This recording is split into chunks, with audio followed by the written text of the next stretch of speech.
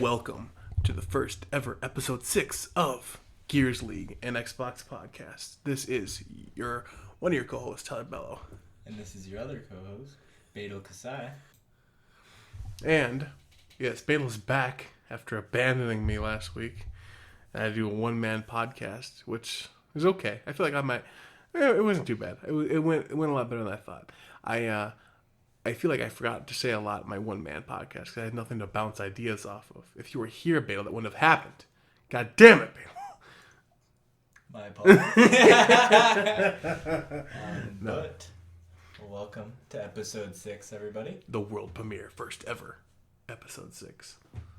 All right. Yeah. So, XO19.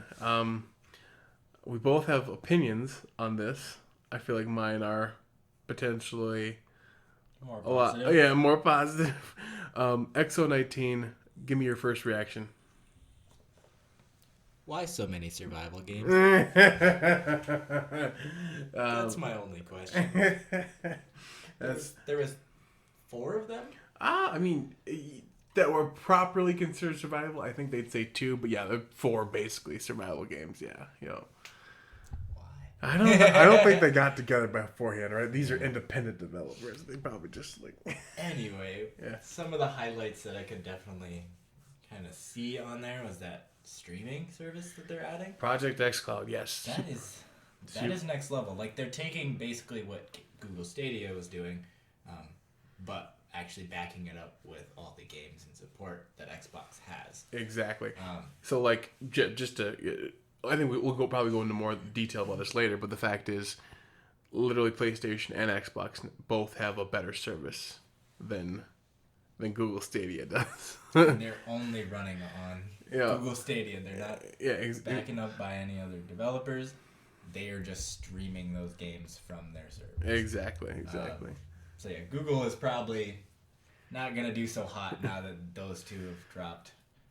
Has PlayStation dropped anything? The PlayStation Now service, you can play it on PC, so you can pretty much pay $60 and you get a full year. But you can't And you can stream. You are streaming it on PC. But not on your phone or that's not even Google Stadia. Google Stadia is still just stuff that supports it, and I don't think you can do it to a phone yet. I could be wrong, but I think Xbox is the only one going to phones. See, that's where I kind of thought Xbox was definitely at the top of their game right now. That's I can only say their keynote thing that I could grab from that press conference. But yeah, I just can't wait to see what they actually do and how it plays. For sure. Because everything's cool on paper.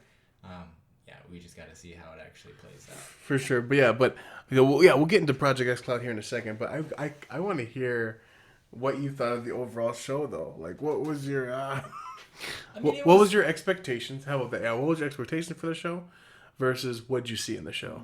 Presentation, it wasn't that bad. It wasn't too off from what you usually would see from an Xbox convention like that. But there were some weird quinks where they had people not know their lines. Mm-hmm. A couple people just badly describing the games, and we got the D League of the gaming industry. Ooh, that was a little rough. We had a bump there, and yeah. Other than that, it was a good overall experience. I did enjoy it, but there's definitely some little tweaks they could have done to make it not perfect, but close. Right, that makes sense. My major expectations was I was expecting, I guess. So I'll back up before I tell you why I was expecting this. So basically, point blank, I was expecting this to be a big drop of information, and it was more so like just a regular game show. Mm-hmm.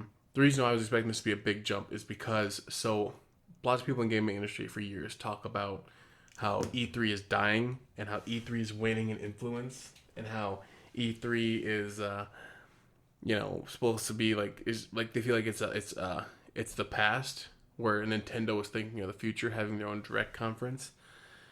For years, the gaming industry has been beating us over the head with that. I didn't necessarily believe it. And then last year, Sony did the first move was, pulling out of E3.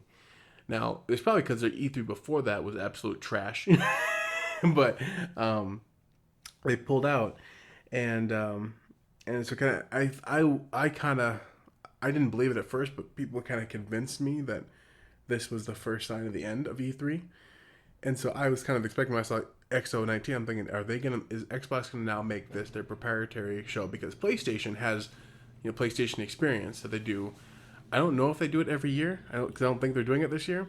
But they've got that PlayStation Experience thing where I feel like they were trying to turn that into their big show, their own time. They're not having to, go out to pay money to be seen somewhere. They're just kind of making their own show. I guess I was kind of expecting this, and then as soon as I saw XO19, as soon as you see like the third independent game, you start to realize like, okay, this is just a regular game show, So, but yeah, so I had big expectations. So was I biting my disappointment down a little bit? Yes, I was expecting maybe. If you heard the last episode, yeah, I was expecting Xbox Scarlet. I was so, and we obviously we didn't get Xbox Scarlet. So, I'm a fan of independent games, but I was maybe expecting this was a couple hints of some bombshells, being dropped. But yeah, that's the part that I really thought they could work on. They didn't really have as many heavy hitters, or if anything, they led with it. Mm-hmm. And then after about half hour, I'd say they kind of trailed off, and we're just kind of talking about their indie games. Yeah. Which I'm assuming for most like gamers, they're not that into indie games. There's definitely a niche out there for them. It's the hardcore. Appreciate them, but I couldn't imagine a majority of people watching were that impressed after the beginning half hour. Exactly. I mean, that new Fallen Order, 100%. That Star Wars game is amazing. I liked that they led with that, but they could have spaced out their other heavy hitters down the way. I don't know. It was a little weird for me. I hope their E3 goes a little better. I know usually with their E3s, all they usually bring are heavy hitters. Right. So I can't wait for that. I know something in my hunch that they're 100% going to be releasing the new Xbox. But yeah, we'll just have to wait and see. I don't understand, like, if they do what they did with, like, the Xbox One, where, like, they release something in January, February, like, we just had this trade show, Xbox, XO19. 2 months later, we're going to have someone to unveil the Xbox? That's weird, like, Xbox event 2020. I don't know. I thought I still feel like this, even if the point of this is to be a smaller show, to really put the spotlight on independent developers, I feel like you could have made this the moment, But I get that they probably want to maybe talk.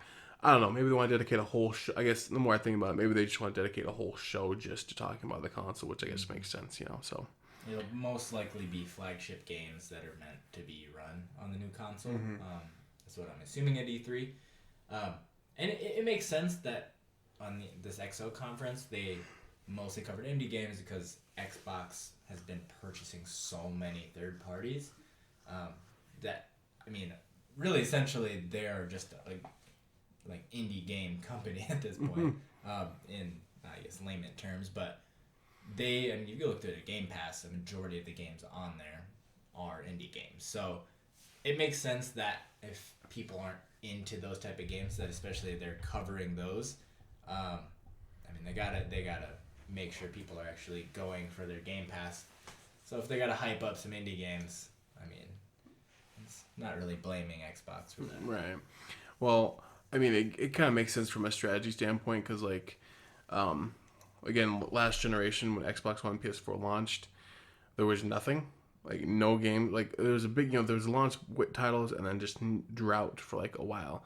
Xbox, funny enough, was actually leading the charge a little bit on that. They actually had something, like, that's when Titanfall came out a couple months later. And then, I can't remember what came out after. Forgive me. But for a while there, Xbox had their games coming out. PlayStation, there was nothing for a while. There was infamous Second Son. After that, nothing. Just barren.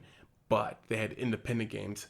Like, they were getting this spotlight because of that. And that was kind of saving them. Like, you could buy it and you had all these independent games. Cause you remember the shirts, PlayStation loves indies, all that. I don't know. Because they were all hyping up the independent games. I feel like Xbox is kind of a little bit trying to say, no, we care too, with a show like this. But yeah, I don't know. Just hard to say I wasn't disappointed, but I still enjoyed the show. There's still a lot of things there. I'm definitely gonna see if I can get around to playing. There's a lot of games out there. I have a big backlog, but some of them look pretty good. So, but yeah. So let's kind of go back into Project xCloud. That is obviously amazing. Like, we kind of talked about it a little bit earlier too, but like, yeah, the ability to play stuff on your phone or your tablet is pretty awesome. Like, think about this: when you travel or you go somewhere, you never have to bring your Xbox again, right? I mean, that's a little optimistic because you're probably no. Actually, it's not optimistic because like, I just thought about 5G. So, provided you're traveling to a city with 5G, you're fine because you're going to get steady 10 megabytes per second. So you don't have to worry about the hotel Wi-Fi or anything. If you can get 5G connection, and even a bad one at 100 megabytes per second, you're still cruising. You know, right. So very exciting stuff there.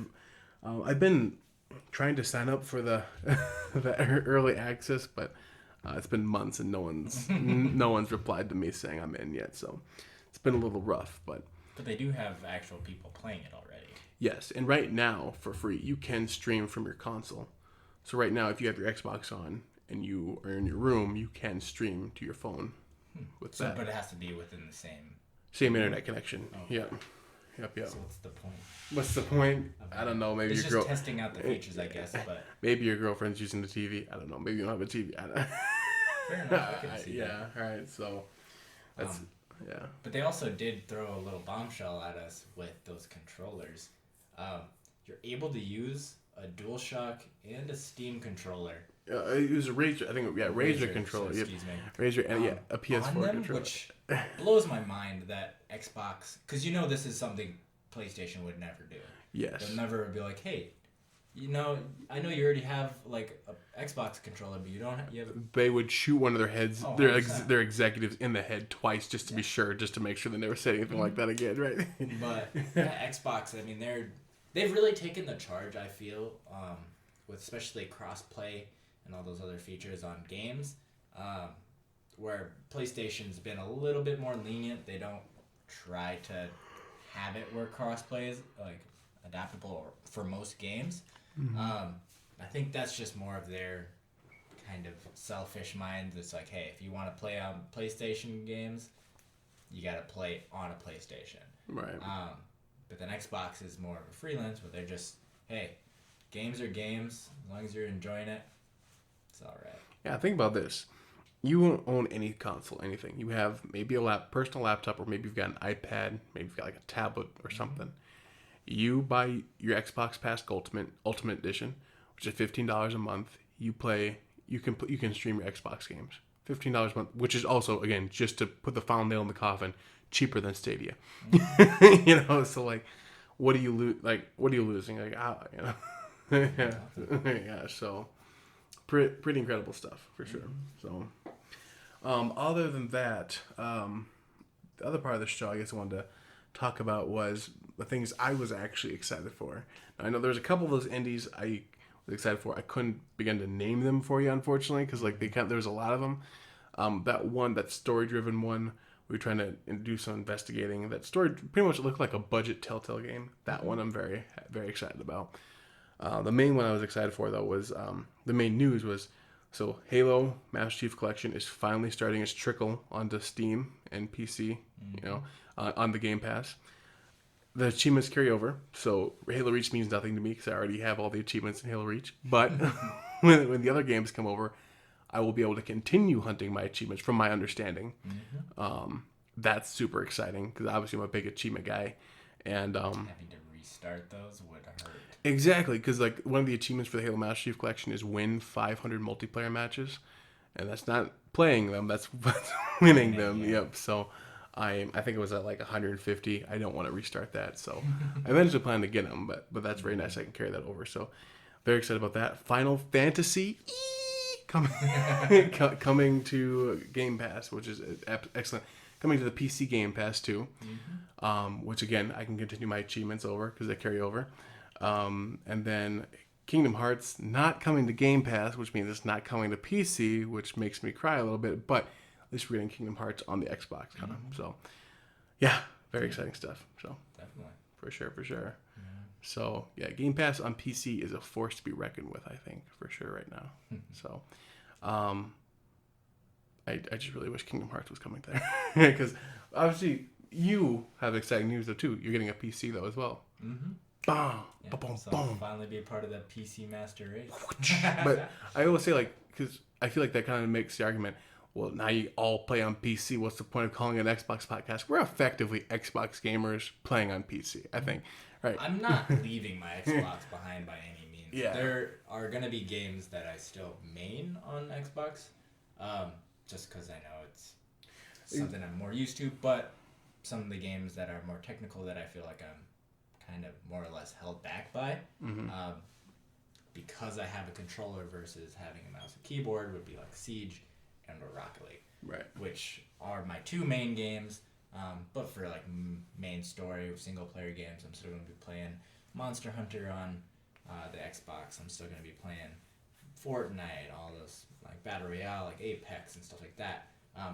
I'll still probably dabble a little bit because they are free games. But yeah, most likely, yeah, with even having a PC, I gotta have that happy medium balance. I mean, I feel like I barely touch my Xbox to be honest with you. I'm still interested, obviously, in everything it can do. I mean, it's still a very powerful machine. Gears 5 basically runs the same on PC and on Xbox, maybe a little brighter on PC. But I feel like I grew up with Xbox, and I have the Xbox app running in the background. I'm always in Xbox party chats on PC. I think I think you can still in this day and age consider yourself an Xbox gamer even if you only play on PC because There's still Xbox games. yeah, when you say you play on PC, I think people think you play World of Warcraft or you play Counter-Strike or something like that. I, for all intents and purposes, am still playing the same games I play on Xbox. They just look a little better. Exactly. Yes. So, yeah. But anyway, yeah, this is probably going to be a shorter episode. New logo should hopefully be up here. Hopefully by the time you're hearing this podcast, you can maybe enjoy it. Also, Gears League Podcast at gmail.com. Again, Gears League Podcast at gmail.com. And then, of course, you can follow me on twitch.tv/TOPOLEADK. What about you, Bale? I'm going to withhold it because snap. I don't want people to watch my stream while I'm playing on the PC for the first couple times. Oh, shit, it'll be so funny. Just wait till next week. I'll have that information out for you guys. Sounds good. But yeah, otherwise I think that's it. So yeah, overall impressions good. XO19 good. I think it should have been a little bit bigger. I think they should have done a little bit more. Your thoughts? You think it was maybe just did what it needed to do, or? I believe they got out what they needed. If anything, it's just pushing some waves to see what all the other brands are gonna start doing. I can't wait to see what competition tries to do. For sure. So sounds good. Alrighty, guys. Peace.